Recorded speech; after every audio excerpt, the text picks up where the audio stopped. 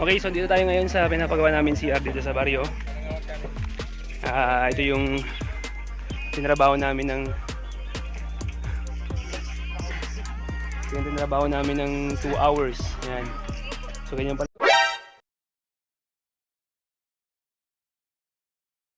lang siya kalalim. Sukatin mo nga. Mga half meter pa lang siya. Yan. Yan. So iba pa i-detalye ko pa yung yung paggawa ng POSO NEGRO sa mga susunod na araw. So ito yung hapon na kami nagsimula, nag-start kami ng 2:30. Natapos kami ng 5. So yung mga kasama ko na apat kami naghukay. So abangan nyo yung update ko bukas. Okay, guys, dito tayo ngayon sa sa second day ng paggawa namin ng POSO NEGRO. Ito, 5 na kami nagtatrabaho dito. Simula kami ng alas 8 ng umaga. So, yun na yan. Mga ilang metro na kaya yan, Bilas? Yan, nasa 1 metro na yung nahukay namin as of 9:30. So, mga 1.5 hour na paghukay. Yan, so, i-update ko kayo mamaya habang naghukay kami.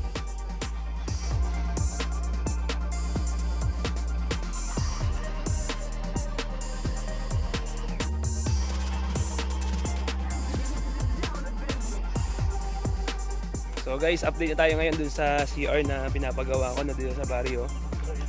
So, ito na yung update natin. Nasa 2 meters na yung lalim. 2 meters na yung lalim niya. Ito yung naghugay. Bali, okay na daw to. 7 hanggang 8 patong ng hollow blocks. Yan na. Tapos na kami, patapos na. Alas 2 ng hapon ngayon. So guys, nag-start kami kanina ng alas 8, no? Tapos kami ng alas 2 ng hapon. So tapos ng isang araw, 2 hours sila naghukay. So parang more or less isang araw yung tinagal nitong paghukay natin ng POSO NEGRO natin, yung pinakang papangkuhan ng ating mga dumi. So i-update ko kayo sa susunod na araw kung paano siya ma-hollow blocks. Lalagyan ng hollow blocks, magle-lay ng hollow blocks din. Gagawin yung CR sa banda rin.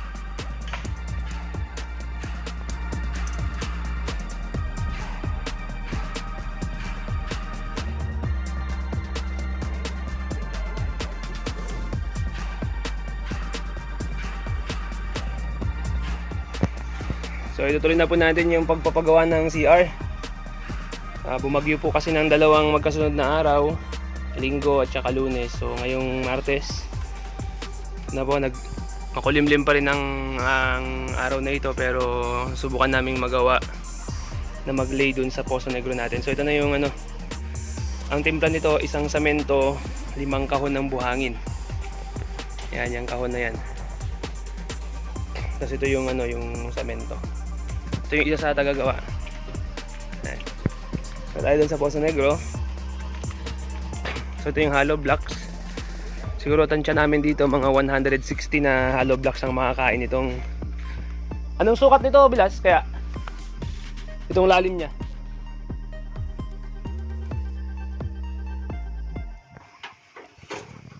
120 by 150. Ito yung POSO NEGRO dito.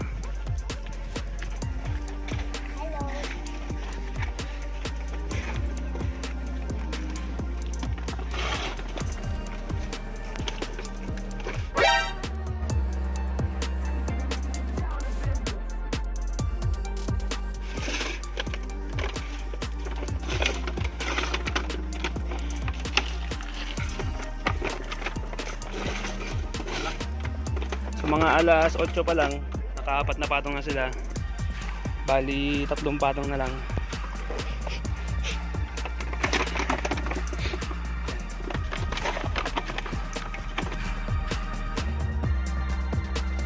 Okay guys, update tayo sa pinapagawa namin na CR. POSO NEGRO pala, no? Update tayo. So the time is already 10:02. 10:02. So naka patong na sila ng 2, 4, 6 na patong. So last na patong na yan. Then mamaya i-update ko sa inyo, ipapakita ko sa inyo kung paano nila lalagyan ng takip to, kung ano yung magandang diskarte para matakpan yan. So ito na yung bangko ng pupo, yung dumi. Ayan. Dalawa silang tumira dyan, bali 4 kami. Dalawa silang tumira tapos kami yung naghalo ng semento. So update ko kayo mamaya kung paano nila ito tatakpan.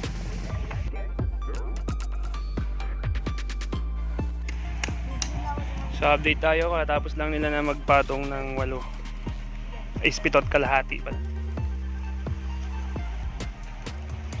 Update ko kayo mamaya pagtatakpan na yung POSO NEGRO. Lakas ng hangin, kuya.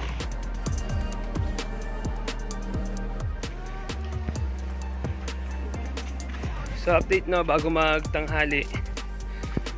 Ito na yung POSO NEGRO natin. Ganito pala yung ginagawa nila.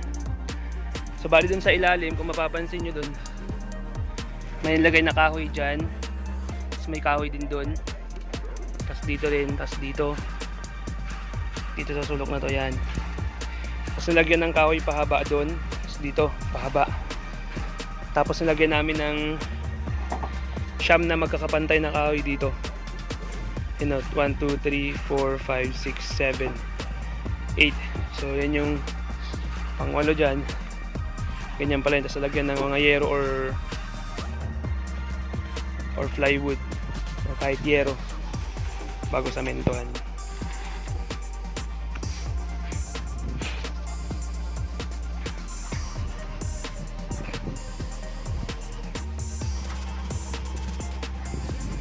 So medyo masama pa rin ang panahon ngayon, guys. Pero naisingit namin tong paggawa ng POSO NEGRO. So ganun pala yun, guys, no? So unang-una review natin, nagukay kami ng mga 2 meters, 8 patong ng hollow blocks, pero ang inabot nitong lalim nito is 7.5 na patong. So itong nasa dulo na to, hinati pa yan. Kung mapapansin nyo, kalahati lang yan. Tapos nilagyan ng kahoy, no, yan, sa bawat. Siyempre yung hollow blocks may bakal din. May bakal na 9 na bakal or 8 na bakal na patayo. Kinukuha na nila yung pang takip bago masamentuhan siguro. Tapos lalagyan din ng bakal to, ito yung purpose nito. Purpose nito bakit may mga nakausli na ganyan. Babakalan yan, lalagyan muna ng takip.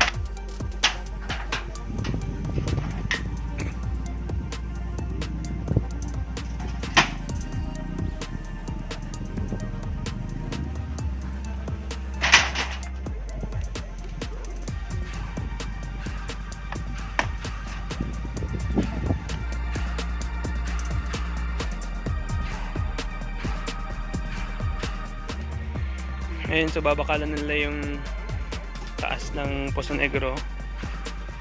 Ayan, pinuputol nila ngayon. Sila ng sander para mabilis. Po kayo.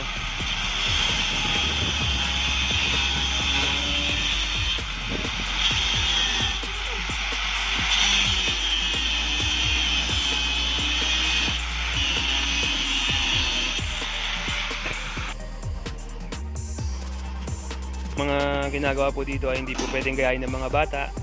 Mag-ingat po kayo sa pag-handle ng sander. Dapat naka full battle gear din kayo. Safety. Kasi bigla natanggal po minsan yung mismong bilog na yan, tumatama sa mukha ng ano. Pero pagka sanay ka naman na, alam mo na kung anong gagawin mo.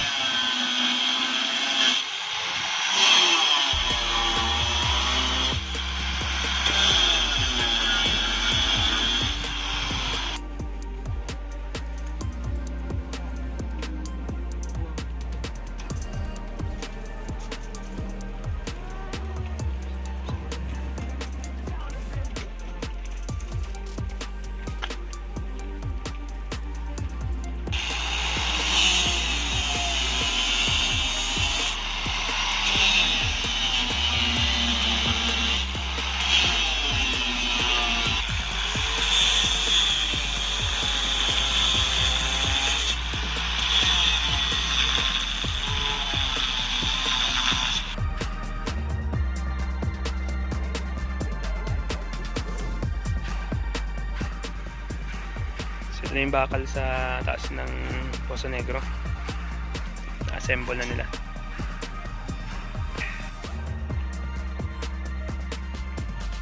Ibala pa yun ah.